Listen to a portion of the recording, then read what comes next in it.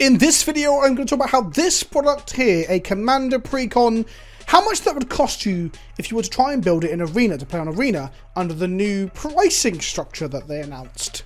Hold on to your hats, kids. This is fucking dumb. Fun fact, I've already recorded this video, 16 minutes of talking. I'm going to time it up. My camera, I disconnected the HDMI midway through recording, and it turned the camera off, so it's got 16 minutes of audio. Let's try again. This video is brought to you by CoolStuffInc.com. If you want to pick up some magic product, use the code Kenobi at checkout. Link in the description below. We finally had it. We got the Arena Economy stream. It was done when I was traveling to America. I'm not saying I did that on purpose to avoid me commentating on it. Unless Blake sat down with the executive producer of MTG Arena to give us answers and address the issues around the economy. I use the word address in air quotes because honestly, there was a lot of lip service and a lot of nonsense and almost at some points lies to reposition the conversation in a way that made some of their actions seem better than they perhaps had been. I would have loved to have heard them just admit to some mistakes and say, you know, we got some things wrong and we're going to change it. That's kind of what you do when you fuck things up. But we didn't get that. I'll put a link to the entire thing, which is an hour long, in the description below. I'm not going to use too many clips from it. I want to just focus on what I thought of it. I'm going to paraphrase a few bits too. Firstly, there was a focus, a huge focus on that pack openings and opening booster packs is a central, fun, core, key concept, a core tenet of what it is to play Magic. And you know what? I agree. But with physical cards, not digital shit. When you open physical cards, you're opening things that are worth money that you can buy and trade and sell. A key point is that you get some of your investment back with Magic. It's one of the things that makes Magic so interesting as a hobby compared to something like, I don't know, Warhammer 40k, where unless I paint this model really, really well, and I think I painted it really well, but I mean really well, I'm never making more money back than I put in. Obviously, making money is not the key part of a hobby. I think the game is better off as a game more so than an investment portfolio. But you can still buy and sell and trade things that are desirable, even if we just look at it as a one-on-one basis. If we remove the fucking secondary market that Wizards loves so much, I mean that not ironically, they fucking love it. If we remove the secondary market, it's cool to get one rare you don't want and trade it with someone for a rare you do want, and then both parties are happy, instead of having a lot of junk in your collection.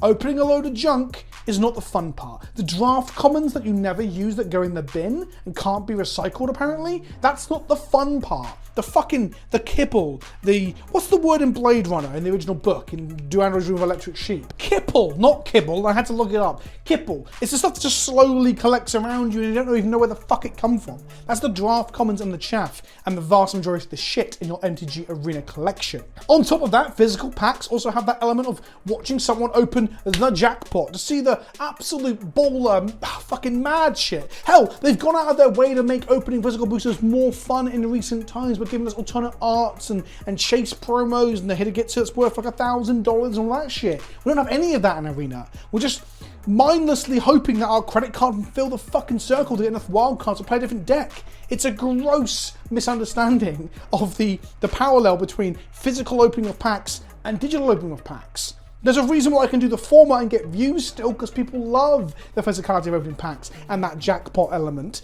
And no one wants to watch me open Arena packs on here. I've done videos like that before. And outside of showing off how bad the economy is, nobody gave a fuck. So they used this defense to say why there's no dusting system.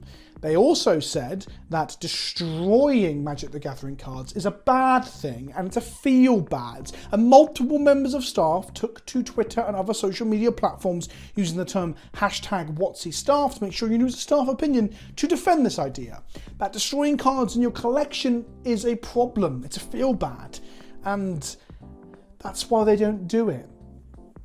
What the fuck? It's like they want to frame it as like a humanitarian thing, like it's got your best interests at heart, but like, do you know what really feels bad? Is opening copies 5, 6, 7, 8 of Fabled Passage from a new set, or the fucking Scrylands, or Duress, or whatever is next. Do you know what's also feel bad? Is putting wildcards into things for one video in my case, or a fringe idea for a deck, some new tech you want to try, realise it just doesn't do what you want to do, and then your innovation is stifled because you can't go on to the next idea because you don't have enough wild cards because they aren't plentiful enough, or you can't trade stuff in to get more. All of that is more feel bad than crushing like, I don't know, 100 uncommons you don't want to make one rare or whatever the fucking rate would be. And on top of that, you have full creative control over what you call the process. Dusting comes from Hearthstone originally, where you would break cards down into their magical dust and use that element to create new cards. You get less than what they're worth, so there was like a downside to doing it, so you could just swap and change between stuff, because it's a company that has to make money at the end of the day, but you could change that to anything. You can change that to 2 cards going into 1 to be powered up. Augmentation. You could even call it alchemical things, turning lead into gold. Lead is useful in some ways, gold is useful in some ways. But changing Hero's Downfall or multiple copies of it or whatever into a Liliana, like neither of those things are bad. You just need the former more than the latter, or latter more than the former, whatever. It's fucking wild that alchemy was used to describe a format more so than the crafting system that everyone wants. The funny thing is though, I'm getting bogged down with this because the defense of not having dusting was so fucking absurd that we don't really even begin to cover the problem that a dusting system wouldn't fix the issue. If they were to implement a dusting system, I do believe on a long enough timeline we will see as they get just barraged with feedback from creators, influencers, and the general community. They probably will, but then they'll just lessen the amount of wild cards you get elsewhere. They'll turn one screw to be looser to tighten another elsewhere. Like, do not let it fool you. Adding dusting won't fix the issue. So things are fun and destroying cards is bad. So here's a pack you can buy for $50 where you just get 12 wild cards and 4 mythics. Opening packs is the cool part of Magic. But if you don't want that, here's $50 for 12 rare wild cards. What the fuck? That was the big announcement. That was the big takeaway. That was the big concession. That was their big, we fixed it. We've done it. They didn't frame it like that. They didn't say we fixed it per se, but it's the thing that they're doing to improve upon the feedback that they've been given. So that is their fix. $50, $49.99 for 12 rare wildcards and 4 mythic rare wildcards, which Amazonian did tweet out after looking at my economy video. That appears to be less than what you get for buying 50 packs anyway. So fuck you, I guess. I was desperate to understand what this means in terms of the pricing of wildcards. Can we figure out exactly what Wizards think a deck should cost? If we start with standard, for example, to build mono white aggro right now, which is not me cherry picking, by the way, it's the first most represented deck on Goldfish, but it's actually on average 40 to 50 rare cards per standard deck at the moment for a metagame standard deck. Mono white aggro has 42 rares in it. In order to get 42 rares, you would have to buy 4 packs. So it's $200 to get to this. Is a standard deck allowed to be $200?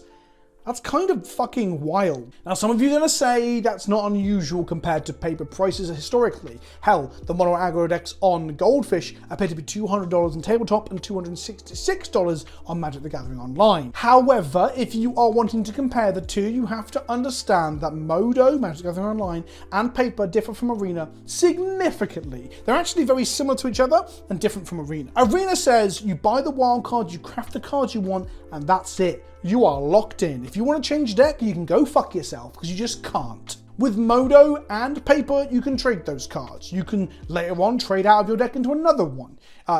When we extrapolate the trading to how real world works, you can buy and sell cards too. You can rent things. You can borrow things off friends. In the examples of Magic the Gathering Online and paper, we often see people sell before rotation or even after rotation when cards become popular in other formats and such.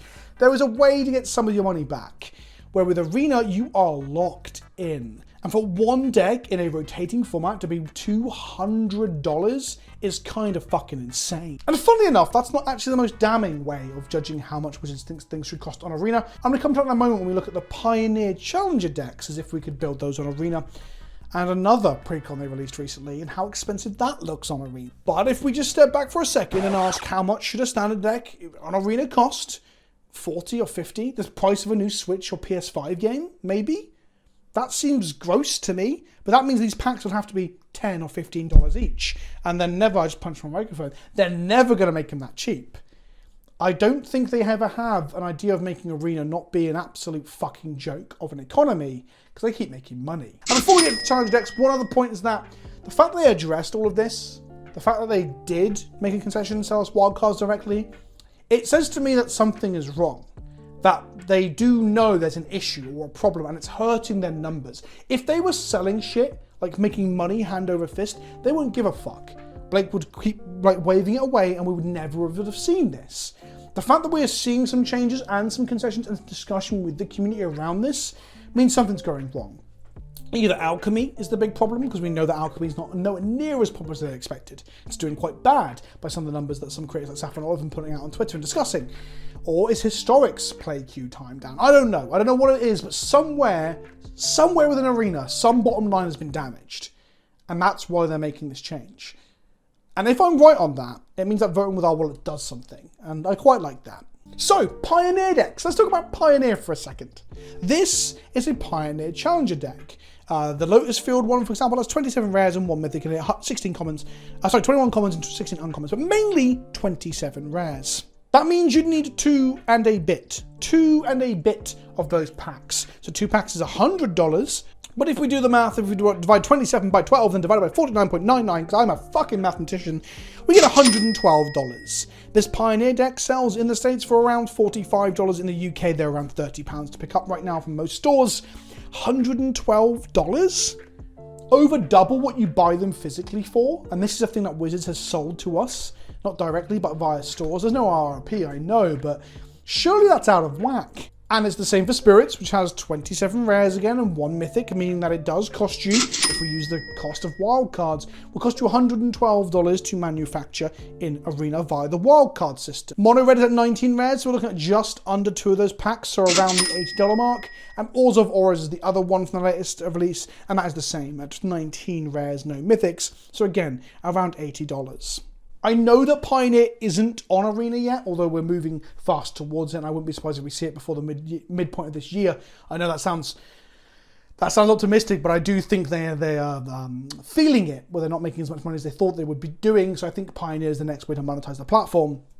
But my point is, if Pioneer appeared tomorrow and you want to build those decks that you can buy in paper for $30, $45 or £30, you get absolutely fucked to play them on Arena. They would spit in your eye and tell you it's raining. And then we have the Neon Dynasty Blue-White Precon. It's called Buckle Up. It's got a $12 rare in it right now. It's seeing playing Commander. And this thing in the UK is about £40. This thing has 34 rares in it and 7 mythics, which means that it's like almost 3 entire rare wildcards worth of the wildcard bundle at $50. A little bit of quick math on my calculator there, by that I mean inside my big fucking brain. $141. All these cards were on Arena, and you want to build this to play this in, I guess, the Brawl queue, it would cost you $141. Now, you've got to bear in mind there are some interesting parts to all this, that, for example, you can buy a Arcane Signet with a wild card on Arena, and then you can use that in any deck you want. If Arcane Signet's even in this. Probably not, it's more Soul Ring in the Commander ones. But do you see what I mean? One wild card gets you an Arcane Signet, which then gets you 2 cards across the 2 Commander decks that have come out for Kamigawa.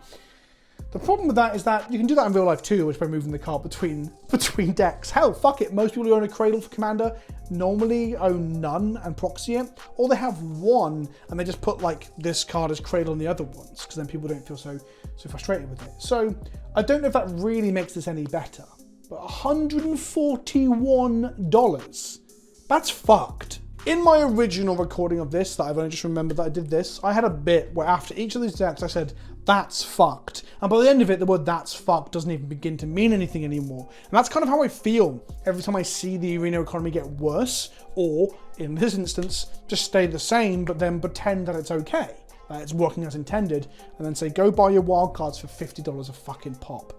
Oh, wow, for 12 of them. Woof. That's fucked. There's just no 2 ways of putting how fucked this actually is when you start to look at how much precons, where they sell you the rares directly, cost in paper. I just can't get over how building one of the Pioneer Challenger decks, or event decks that old men like me call them, the precon from Wizards that's F&M ready, would cost you $112, $118 or whatever it was. That is... guess what? It's fucked. I have a feeling they're going to lower the cost of it. I really do. But I don't think they're going to lower it in a way that really ends up feeling good. Arena's making money. I know I've got this theory that it's not making as much money as it was, or there's a problem somewhere, but it's still making money. I still think they're going to go ahead with the wildcard cost $12 for $50 fucking, which is insane. It's all very depressing. It's all very sad. I want Arena to be good because I really fucking love Magic, and I want the future of Magic, that is supposedly Arena, to not be so shit. But this is shit. It's fucked and it's shit. I've been Vince, also known as PleasantKenobi on the internet. Let me know what you think in the comment section below. I'm really doing this video twice in a row is woof, it takes the energy out of you, especially when it's so fucking depressing. I'm way more depressed this time round. Let me know what you think in the comment section below. Don't forget to subscribe as well, and I'll see you all soon. Ta-ta for now.